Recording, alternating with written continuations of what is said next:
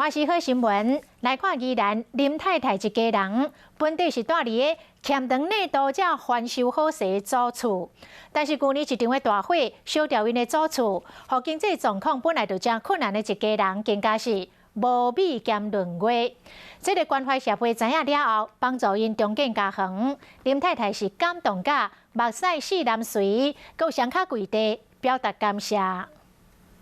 我今日足感恩你，我今日足感恩主上你只爱心的啦。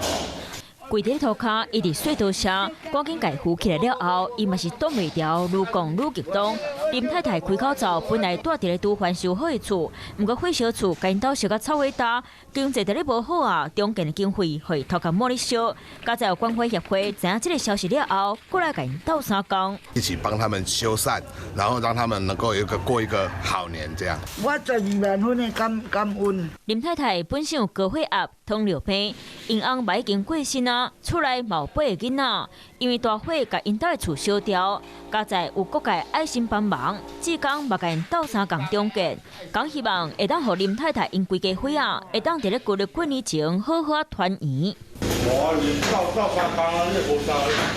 有志工的帮忙，厝嘛已经修理好势。林太太真多谢大家甲因斗相共，讲未来若是有机会，伊嘛要做志工来回报社会。